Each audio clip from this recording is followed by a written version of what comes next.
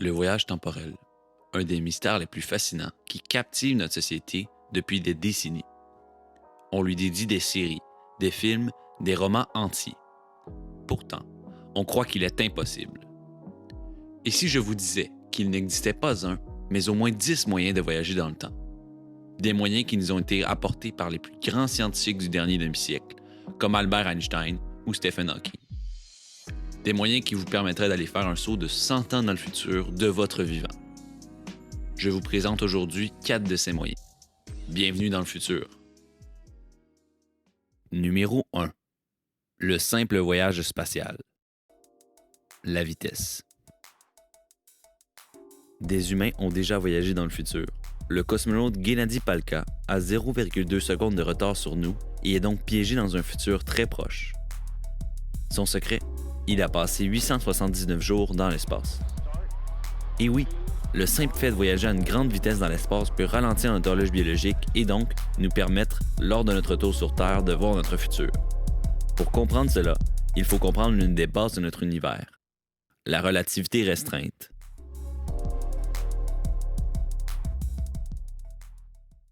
La relativité restreinte possède une grande règle. Plus un objet s'approche de la vitesse de la lumière, plus, selon un observateur externe, le temps de cet objet semblera dilaté d'un point de vue physique et temporel. Pourtant, pour cet objet, tout lui semblera normal. Cette théorie se base sur le fait que peu importe la vitesse à laquelle nous voyageons, la lumière aura toujours la même vitesse. Pour démontrer ce phénomène, on peut par exemple imaginer que vous courez à 5 km/h dans un train qui va à 110 km/h. Votre vitesse finale par rapport à l'extérieur du train sera de 115 km/h.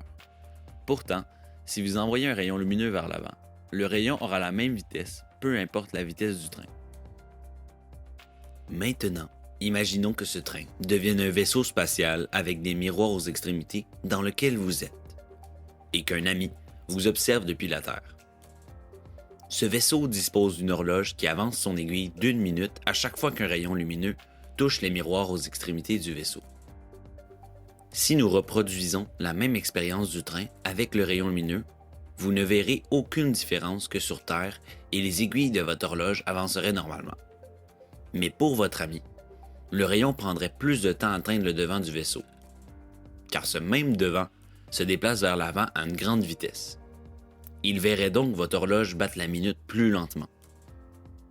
Nous pouvons aussi imaginer que le vaisseau voyage à la vitesse de la lumière. Et donc, pour votre ami, la lumière ne réussirait jamais à rejoindre l'avant du vaisseau.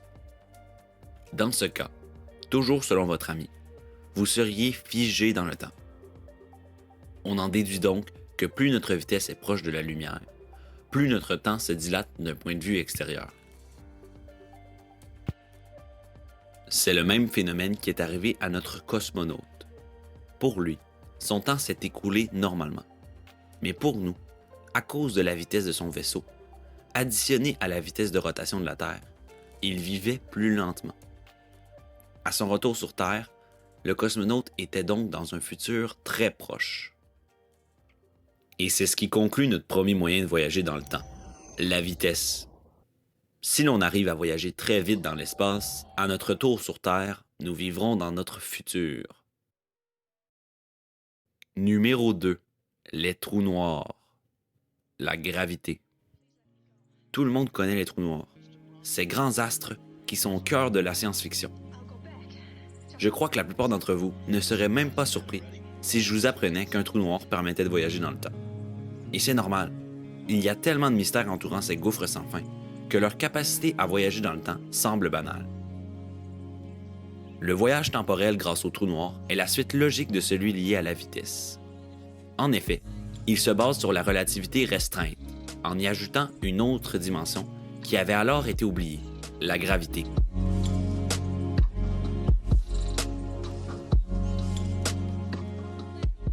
Cette relativité prend un nom qui vous est peut-être familier, la relativité générale.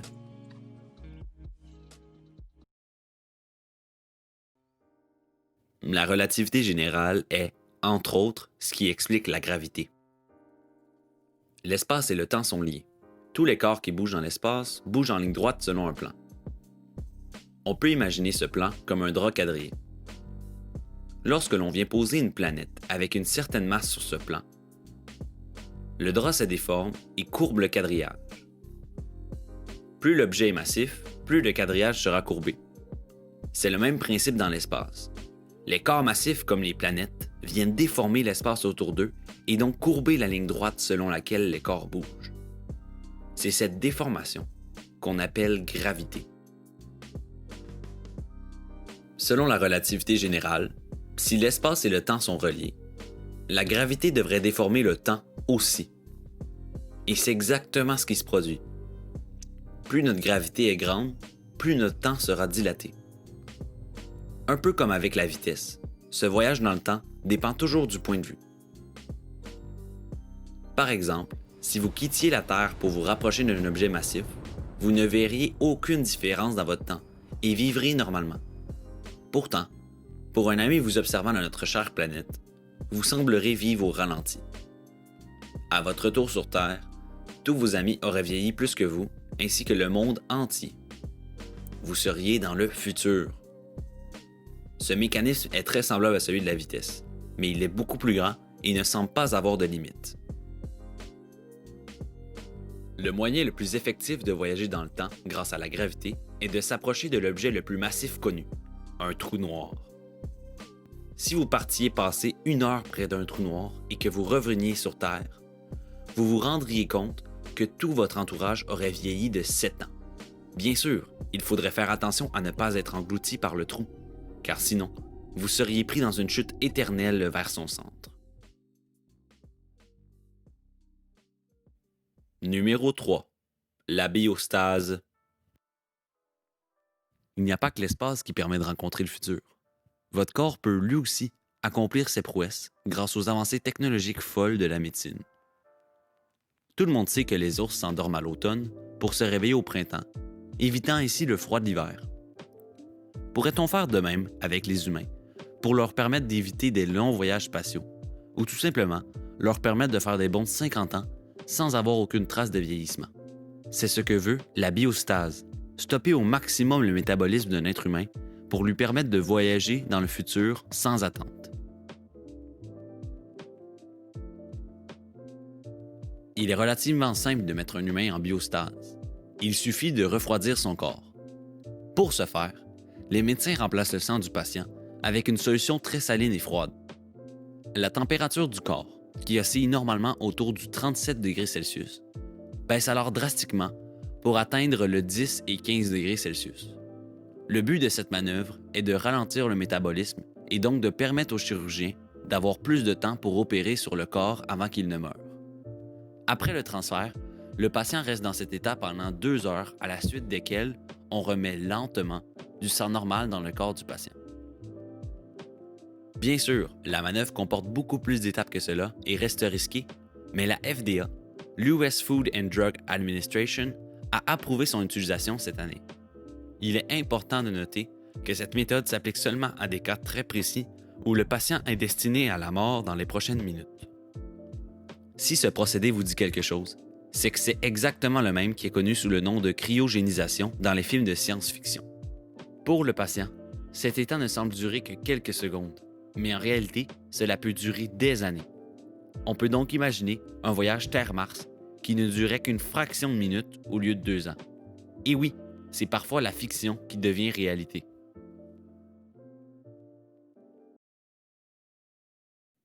Numéro 4. Les trous de verre. Pour l'instant, je n'ai pas encore évoqué le voyage dans le passé. Il y a une raison simple qui explique cela. Contrairement au voyage dans le futur, certains scientifiques remettent fortement en question et nient même l'existence du voyage dans le passé. Il existe aussi peu de théories qui expliqueraient pourquoi il est possible. Les trous de verre sont l'une de ces théories. Les trous de verre seraient une sorte de raccourci entre 2 points dans l'univers, une sorte de passage qui permettrait d'aller dans le futur ou dans le passé à l'infini. Les trous de verre sont très proches des trous noirs. En fait, ils sont, en quelque sorte, 2 trous noirs. On sait qu'un trou noir concentre l'entièreté de sa masse en un point, qu'on appelle singularité. Cet effet crée une déformation de l'espace-temps. L'espace ressemble alors à une sorte d'entonnoir avec la singularité au bout. Ce bout de l'entonnoir est très mystérieux. On ne sait pas vraiment ce qui se passe, si on l'atteint ou bien s'il est réellement atteignable.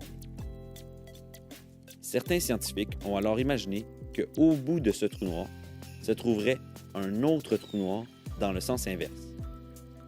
C'est cette forme qu'on appelle trou de verre. Ces deux trous noirs collés ensemble pourraient alors relier deux parties différentes de l'univers. Pour comprendre ce lien, on peut imaginer que l'univers est réduit en deux dimensions sur une feuille de papier quadrillé. Maintenant, on courbe cette feuille en deux et on inclut un trou de verre entre deux points. Ce trou de verre agirait comme une sorte de raccourci.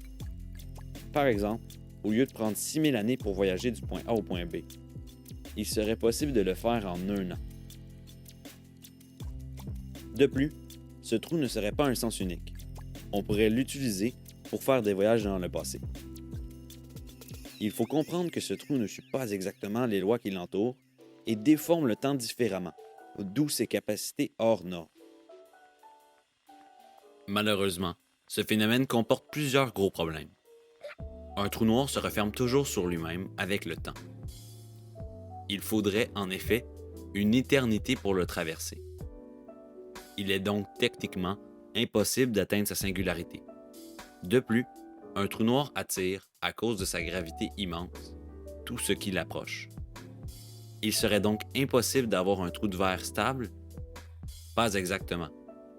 Et il est possible d'arriver à une configuration géométrique qui empêcherait ces effets d'exister. On appelle cette configuration le trou de verre Morris-Thorne. Ce trou de verre présente un seul problème. Il lui faudrait une énergie négative qui l'entoure constamment pour faire en sorte qu'il ne se referme pas sur lui-même. Cette énergie négative semble impossible selon les lois de la relativité générale. Mais cette relativité semble aujourd'hui de plus en plus imparfaite. En effet, certaines observations au niveau quantique la contrediraient et une nouvelle théorie devrait être fabriquée. Les trous de verre seraient donc extrêmement rares, mais pas impossibles. Ce serait aussi le seul moyen de malice qui permettrait de voyager dans le futur et dans le passé autant de fois qu'on le veut.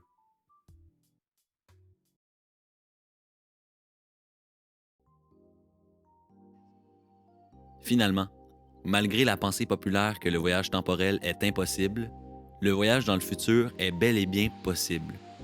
Peu importe la façon, voyager dans le futur présente de grands avantages, notamment dans le domaine de la conquête spatiale. J'espère honnêtement pouvoir voir un voyage temporel de mon vivant. Et aussi abstrait que le voyage dans le passé paraît, il existera toujours des possibilités le permettant. Il ne reste plus qu'à les explorer. J'aime pour ma part toujours y croire et espérer un jour trouver les réponses à tant de questions.